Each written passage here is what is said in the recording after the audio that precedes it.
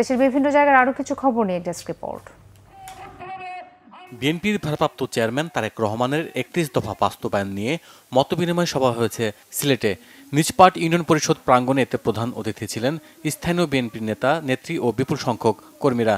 ৩১ দফা বাস্তবায়নের মাধ্যমে কাঙ্ক্ষিত গণতান্ত্রিক বাংলাদেশ প্রতিষ্ঠায় গুরুত্ব দেন বক্তারা।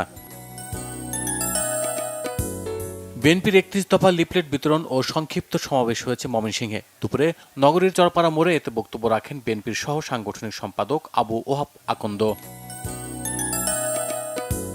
লিফলেট বিতরণ করা হয়েছে সুনামগঞ্জেও। দুপুরে শহরের পুরাতন বাস স্ট্যান্ড থেকে শোডাউন করে লিফলেট বিতরণ করেন সুনামগঞ্জ ৪ আসনের মনোনয়ন প্রত্যাশী অ্যাডভোকেট নুরুল ইসলাম নুরুল। নির্বাচনী ইশতেহার শীর্ষক সংলাপ হয়েছে সাতক্ষীরায়। সকালে একটি কনভেনশন সেন্টারে এতে অংশ নেন জনপ্রতিনিধি, শিক্ষক, নাগরিক কমিটির সদস্য, ব্যবসায়ী, সুশীল সমাজের প্রতিনিধিরা। তারুণ্যের প্রথম ভোট ধানের শীষে হোক এমন স্লোগানে খাগড়াছড়িতে প্রচারণা চালিয়েছে বিএনপি নেতাকর্মীরা। জেলার মহালছড়ি, পানছড়ি ও গুইমারা সহ অন্তত ৩০টি স্থানে চালানো হয়েছে গণসংযোগ।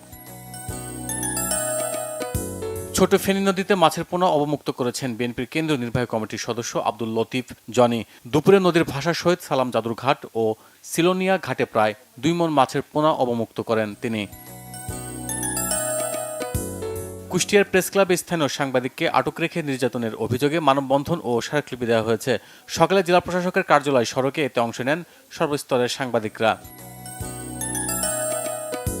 বিশ্ব দৃষ্টি দিবস উদযাপন হয়েছে কিশোরগঞ্জে। দিনটি উপলক্ষে চক্ষু হাসপাতাল থেকে একটি র্যালি ভৈরব সড়কের সোয়াগড়া এলাকা হয়ে আবার হাসপাতালে গিয়ে শেষ হয়।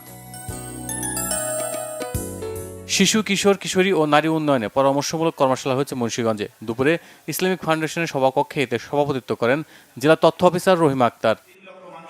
Bangla vision news desk.